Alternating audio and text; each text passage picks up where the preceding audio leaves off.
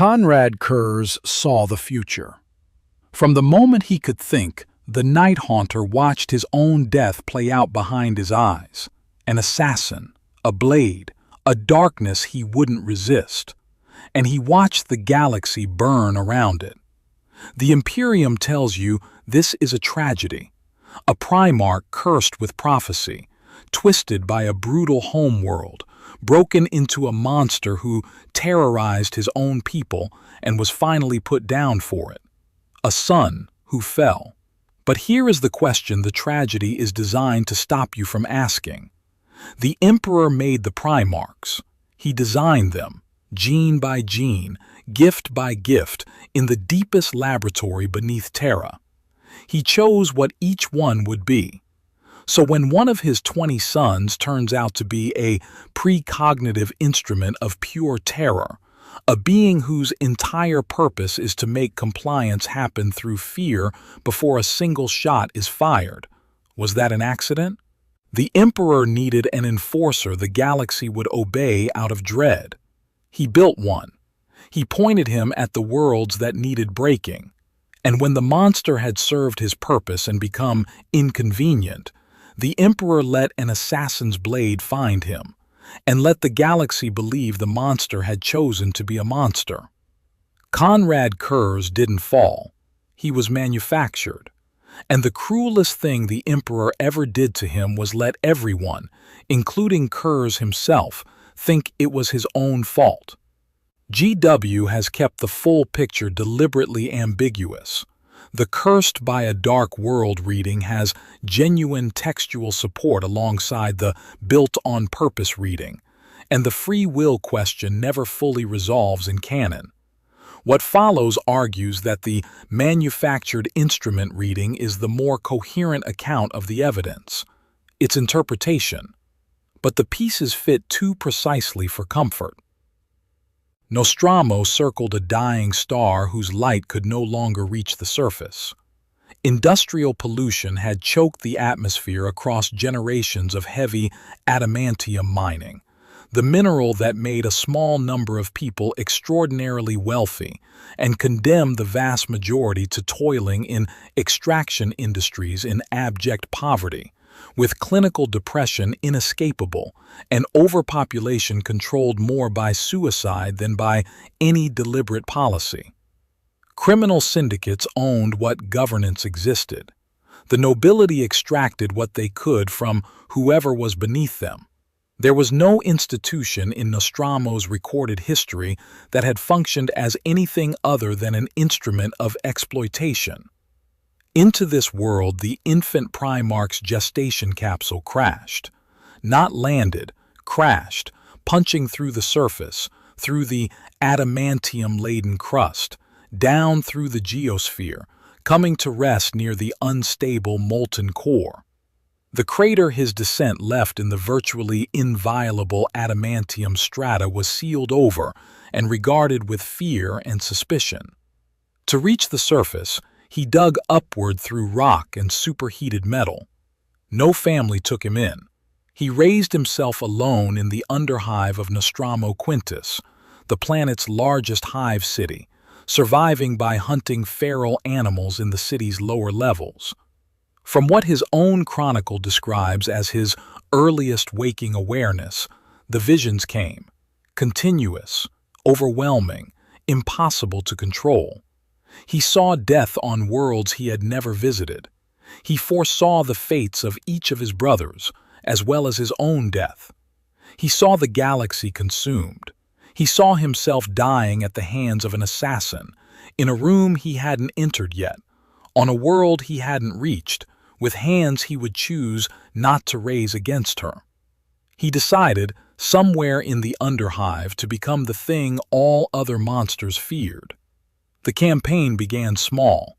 A corrupt official disappeared. Gang leaders vanished. Then bodies began appearing across Nostromo Quintus. Known criminals gutted and displayed publicly. Officials hung from high windows, severed heads grinning from railings, flayed sheets of skin hung from bridges, body parts blocking storm drains. Many corpses were beaten so thoroughly that identification was impossible.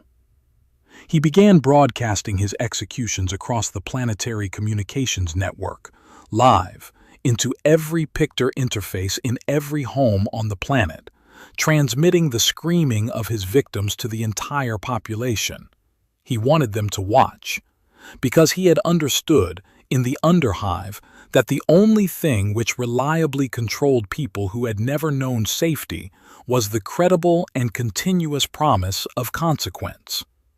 Within a year, the crime rate of Nostromo Quintus fell to near zero. He appeared before the surviving aristocracy of crime and offered them a choice: kneel and follow his law, or be destroyed. Some never left that first council. The rest knelt. He became Nostromo's first absolute monarch. Productivity reached unprecedented levels. Other cities submitted without requiring his direct attention, anxious to keep the night haunter from their doors. An entire world in permanent compliance, governed by a single principle. He existed. He was always watching, and the consequences of transgression were always displayed publicly enough that imagination was unnecessary. When the Emperor's Great Crusade reached the Nostromo system, the Emperor walked in at the head of a column that included Rogel Dorn, Ferrus Manus, Fulgrim, and Lorgar. They crossed Nostromo Quintus on foot. Curze stood at the end of the broad road to his palace and waited. He had already foreseen the fates of each of the figures walking toward him. When the Emperor stepped forward and said, "Be at peace, Konrad Curze. I have arrived, and I intend to take you home," the vision hit with such force that Curze went to his knees and tried to claw his own eyes out. The Emperor reached down and stopped him.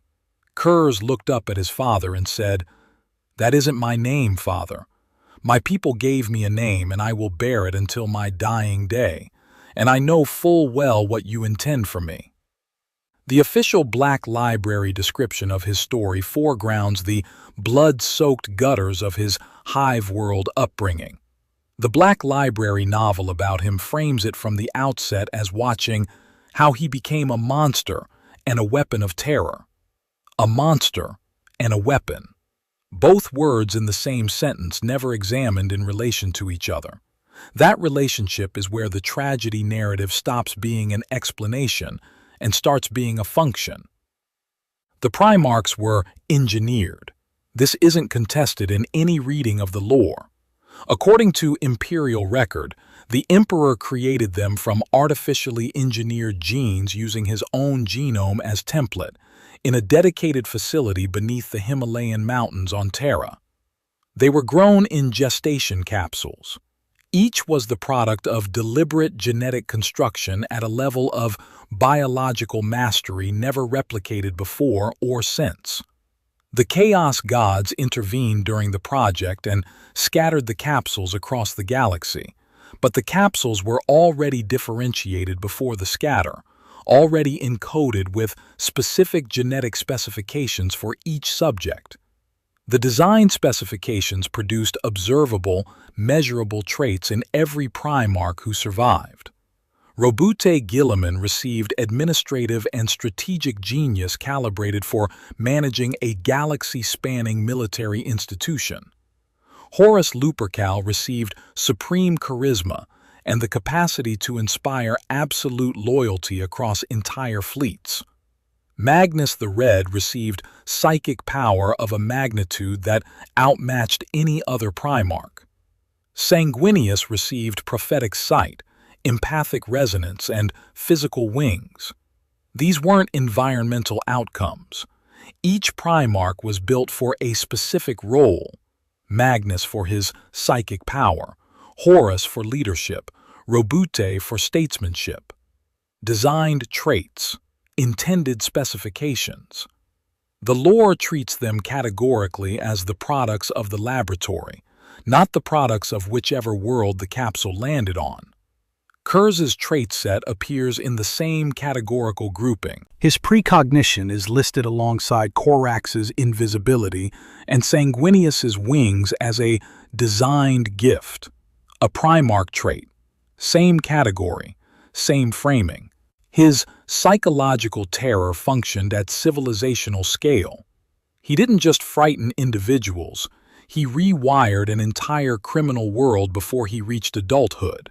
His instinct for compliance through fear was so fundamental that it pacified Nostromo without military force, operating purely through the credible promise of consequence. These aren't accidental products of a traumatic childhood. Every other Primarch's design traits are combat utility traits that make him maximally effective at a specific function of Imperial expansion. Curze's traits are also combat utility traits. They make him maximally effective at the specific function of pre-battle compliance through Terra. The counter-argument deserves one sentence.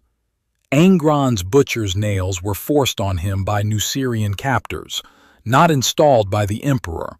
Canon is clear about this. And Magnus's sorcerous corruption was warp contamination, not a lab-stage feature. So the everything was designed position overclaims. The narrower position holds. That Curze's specific capability set appears in the same categorical descriptions as designed Primarch traits, produces exactly the utility profile the Great Crusade's compliance doctrine needed, and was retrieved and institutionalized rather than rehabilitated when the Emperor collected him. Canon attributes the Nostromo landing to chaos interference, not Imperial design. The Emperor didn't choose that specific world for Curze. The deliberate placement claim isn't what the argument rests on. The deployment decision is. The Emperor observed Nostromo operating under Curze's terror regime before he sent the delegation. He watched a world that criminal syndicates had owned for generations brought to order, productive, silent, compliant, through a single being's systematic application of fear. His response wasn't rehabilitation. He built an entire legion around that being's philosophy. After Curze was collected, his doctrine was formalized. Swift, decisive strikes carried out to excess, methods always publicized so future targets could factor that knowledge into their compliance calculations. Armor decorated with death imagery specifically to inspire fear before combat began. The Emperor had designed the instrument. He had also built the institutional architecture around the instrument. Both decisions were his. During the Great Crusade, the Night Lords achieved exactly what their doctrine described. Their reputation spread faster than any military deployment. Planetary governors who had been slow with their tithes found compliance calculations changing the moment Night Lord ships appeared in a nearby system. Rebellions collapsed before engagement began. The mechanism is recorded in official Legion history. Their fearsome reputation caused rebellious governors and uprisings to quell themselves or pay outstanding tithes rather than face the 8th Legion. Submission from threat alone. No drop pods, no bombardment, no casualties on either side. Just the knowledge that the Night Lords existed and were coming. The Night Lords fielded dedicated terror squads, formal, named specialist formations that existed exclusively within the 8th Legion during the Great Crusade and Horus Heresy. These were institutional units, not individual atrocities. Named, authorized, operating within the imperial military structure the Emperor commanded. An institution does not create formally designated terror units by accident. It creates them because someone at the top of the command structure decided terror was a function worth institutionalizing. Contemporary accounts from the pre-heresy period describe the Night Lords as the bloody hand of the early Imperium, sanctioned terror troops. Sanctioned, an imperial designation, applied formally to exactly those methods. The official Night Lord's history preserves an acknowledgement so hedged it almost disappears in the surrounding text. The emperor may have tacitly approved of or even secretly authorized the legion's excessive tactics. An official institutional history finding it necessary to record that the architect of the Imperium may have deliberately enabled his most brutal legion's methods isn't an accidental admission. That sentence exists because the evidence for it was strong enough to require some form of acknowledgement in the record. The cold arithmetic makes the value of Curze's function obvious. The Imperium was attempting to bring hundreds of thousands of worlds to compliance across distances measured in thousands of light years, with a military force that could never be everywhere simultaneously. Every world that submitted through fear rather than force freed Legion capacity for the next campaign. A Primarch who could achieve compliance before the first drop pod launched was the system working at peak efficiency. Not a flaw in the doctrine, not a regrettable excess, but the optimal outcome the doctrine was designed to produce. Curze articulated the principle himself. He told Sevatar, "I introduced the doctrine of fear that maintains peace and order and keeps all of Nostromo stabilized. I shed criminal blood to save innocent blood." An entire world in permanent compliance, governed without a standing army, sustained purely by the credibility of threatened consequence. The Emperor had measured this. He had scaled it. He had pointed it at the galaxy. An instrument that achieves compliance without combat isn't a liability in a conquest. It's the design working correctly. The fracture happened at Shirah. 3 legions operated in the Shirah system simultaneously. The Imperial Fists under Rogel Dorn, the Emperor's Children under Fulgrim, and the Night Lords under Curze. During the campaign, Curze turned to Fulgrim, the one brother who had trained him after his collection from Nostromo, who had introduced him to Imperial military doctrine and culture.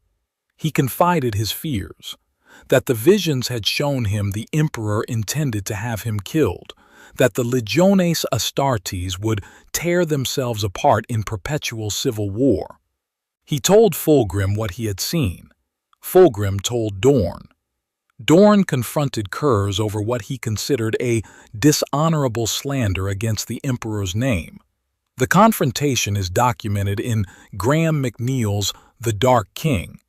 Curze attacked Dorn in a psychotic break, not fully lucid, savagely wounding him, beating him until blood was everywhere, and then killed several Imperial Fists who had been guarding him. Afterward, Curze submitted to arrest and entered confinement to await the judgment of a conclave of Primarchs. The conclave never formed.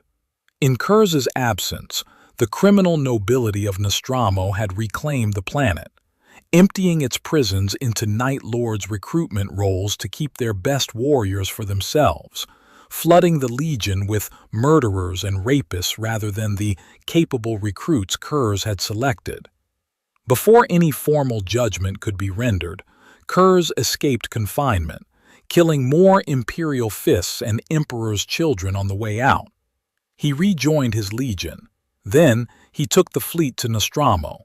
He ordered every ship to fire on the single weak point in the planet's adamantium crust. The core overheated. The world exploded. He destroyed the planet that had made him because it had reverted entirely to what it was before he arrived. Because decades of systematic terror produced compliance that lasted exactly as long as the terror remained credible. And the moment he was absent, the syndicates moved back in. He destroyed it the way he had always governed, total, public, and without appeal. After Nostromo's destruction, the official Legion history records the shift in precise terms. The Night Lords were no longer the precise weapon the Legions had been envisioned to be, but rather an indiscriminate scourge that sought to sate its thirst for death and terror. The instrument had fractured. But the fracture didn't change what Curze was saying. It changed how loudly he was saying it. His accusation of imperial hypocrisy runs through every major Black library text covering his post-Nostromo period. In Nick Kime's Vulcan Lives, he tortures the salamander's Primarch across months of captivity, not for intelligence but because the argument required a witness who couldn't look away. In Dan Abnett's The Unremembered Empire, he haunts the Imperium Secundus arc, attacking Gilliman's Shadow Empire as a hypocritical replica of the thing it claimed to protect against.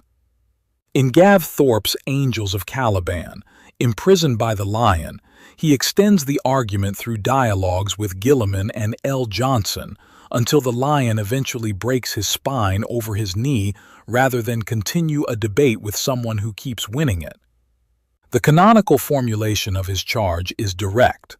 Curze believed the emperor to be a hypocrite who was unwilling to face the reality of the means that his dream of human reunification actually required to succeed. At his trial before Sanguinius at Imperium Secundus, Curze admitted everything, every action, every atrocity. He refused to accept guilt on the grounds that he was made to act that way, that the actions of a designed instrument aren't crimes because the instrument isn't the author of its function. He was pointing at the manufacturer and saying, "If I am a crime, the crime precedes my birth." Sanguinius wanted to redeem him. The Lion wanted to execute him. Gilliman wanted a trial. None of them could give him what he was actually asking for, which wasn't mercy, not death, and not a legal proceeding. He wanted an honest answer to the question of who built him and why. Nobody in that chamber had the authority or the inclination to provide one. He eventually escaped, and the Night Lord's Eastern campaigns ground on across the Thramas Crusade and the Eastern Fringe Genocide, wars that laid waste to hundreds of imperial territories and kept imperial reinforcements away from Terra while Horus drove on the palace. Curze haunted the fringes of it, more ghost than commander, and kept saying the same thing across every confrontation. "You built this. You know you built this. The only remaining question is whether you'll admit it." The tragedy narrative does a specific job, and naming that job is part of the argument. If Curze fell, if Nostromo broke a sun, if precognition made madness inevitable, if the darkness of a dying world produced a Primarch the Emperor couldn't have predicted, then the Emperor's hands are clean. He mourns. The Imperium reluctantly condemns what it couldn't save. The Night Lords are a cautionary tale about what happens when brutality goes unchecked. The fault belongs to Nostromo, to the visions, to the particular damage that unrelieved darkness does to a mind never given anything else. If Curze was built and deployed and discarded, then the official framing of the Night Lord's sanctioned Great Crusade terror campaigns becomes a confession. His accusations of hypocrisy become accurate diagnosis rather than mad ravings. The tragedy narrative isn't a description of events. It's a function within imperial institutional history, converting evidence of deliberate policy into a story about a Primarch who went wrong, and placing the weight of that wrongness entirely on the individual rather than on the system that manufactured and aimed him. Every official description foregrounds Nostromo, precognition, and madness. Every official description backgrounds the deployment decision, the terror squads, the sanctioned terror operations, the Emperor's documented observation of Nostromo's compliance model before collection. The word sanctioned disappears from most retellings. The phrase tool of terror, used in the official Legion history, is never followed by an inquiry into who wielded the tool or who authorized the design. The machinery of deliberate use is visible throughout the historical record. The tragedy narrative asks the reader to look at that machinery and see metaphor for bad parenting rather than evidence for institutional policy. One flag the evidence demands. The official in-universe record preserves one carefully worded hedge. Curze was executed, some scholars believe willingly. Some scholars believe. An institution confident in its account of a traitor Primarch doesn't leave that phrase in the text. It sits there because stating definitively that he chose his own death requires explaining what he was proving by doing so. The free will question belongs honestly to GW's deliberate ambiguity. The primary Black Library author for Night Lord's content has argued the Primarchs had genuine free will and no slave coding, that Curze chose his path rather than executing a fixed program. The built-on-purpose argument doesn't require an automaton.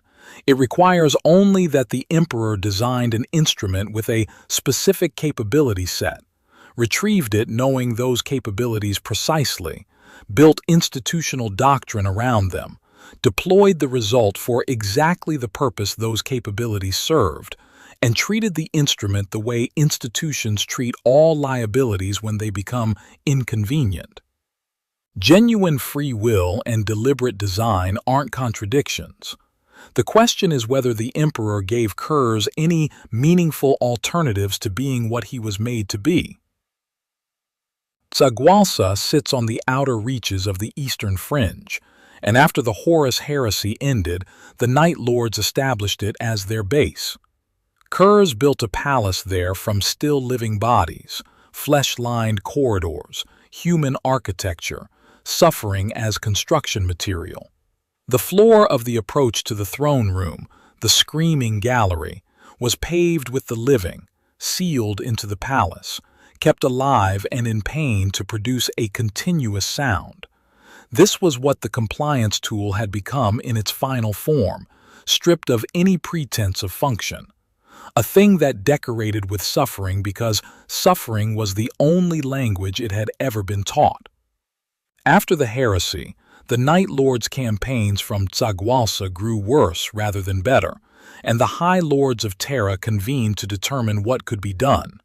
What could be done, eventually, was M'Shen. M'Shen was a Calidus assassin of the Officio Assassinorum, the Imperium's most specialized covert elimination service. She is, in the canonical record, the only mortal who has successfully killed a Primarch. She reached Tsagwalsa and began moving through the palace. Between herself and the throne room, she encountered no guards. Curze had ordered none stationed there. From the moment M'Shen's craft entered the eastern fringe, he had known she was coming. He had seen this moment his entire life, the assassin, the blade, the darkness he wouldn't resist. He had foreseen not just his death, but M'Shen's escape afterward. He left strict orders that she was to be allowed to complete her mission and leave Tsagwalsa unharmed. He arranged his own murder with the precision of a man finalizing the last proof in a decades-long argument. When M'Shen entered the throne room, Curze's final words were recorded on her pict log. He told her that her presence didn't surprise him, that he had known of her since her craft entered the eastern fringe and had chosen not to have her killed. He explained why. Because her mission and the act she was about to commit proved the truth of everything he had ever said or done. He had merely punished those who had wronged, just as the Emperor now sought to punish him. His last words were these: "Death is nothing compared to vindication." He lowered his hands. M'Shen struck. She took his head as proof of the kill. The logic of his non-resistance requires no interpretation.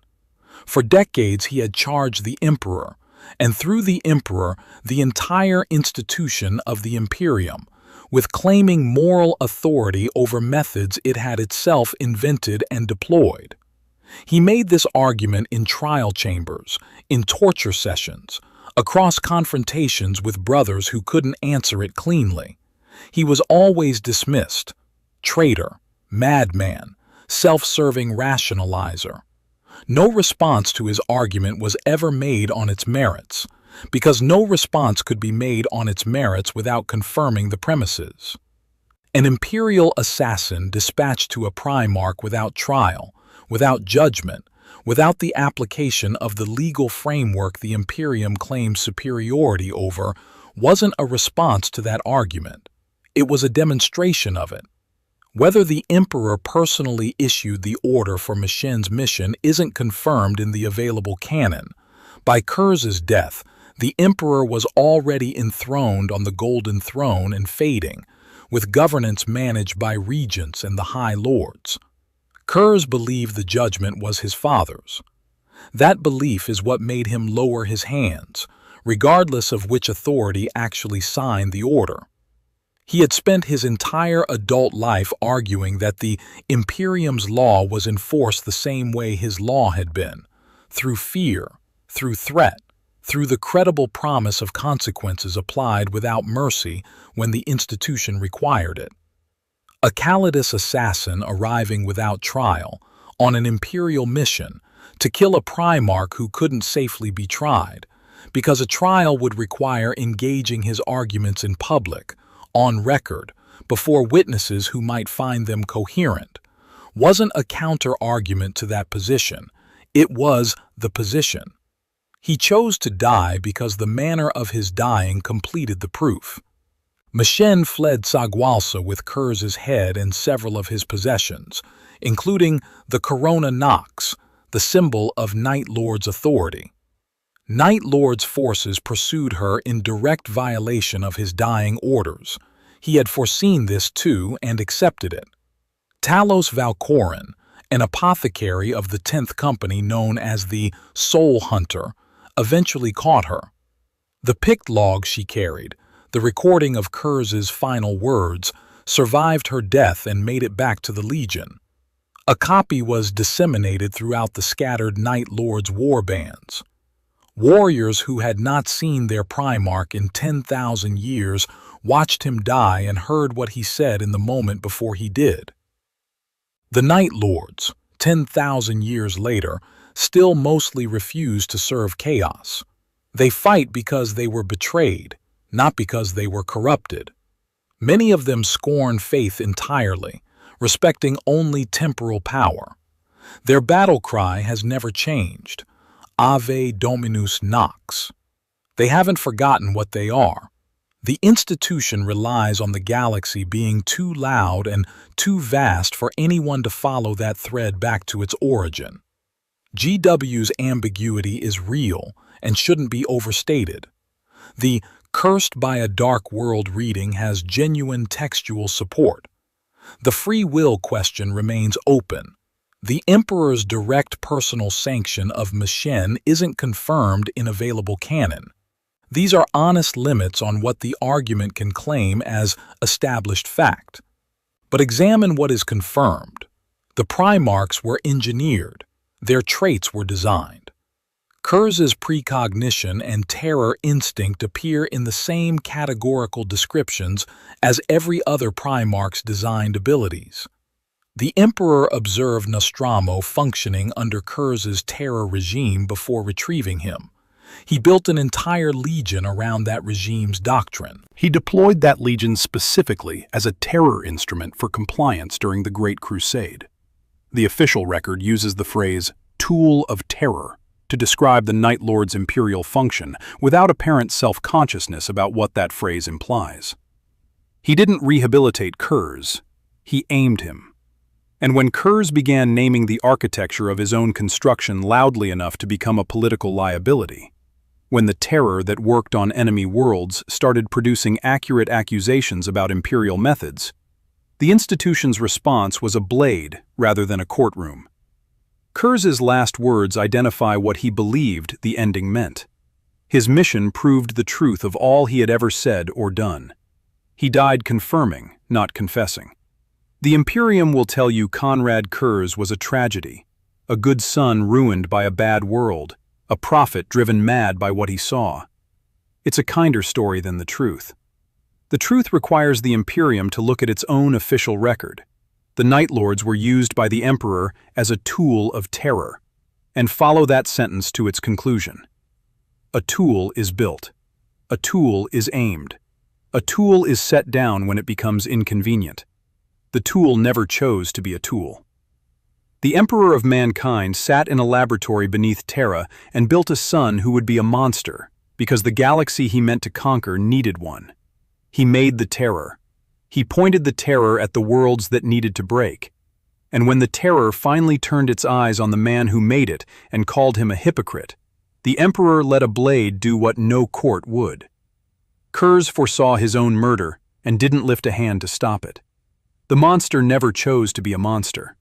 He was the only one of the Emperor's sons who was exactly what his father ordered. And the Imperium has spent 10,000 years calling him the Fallen One, the Cursed One, the Dark King, because the alternative requires an answer no institution gives willingly. Subscribe for more cases like this.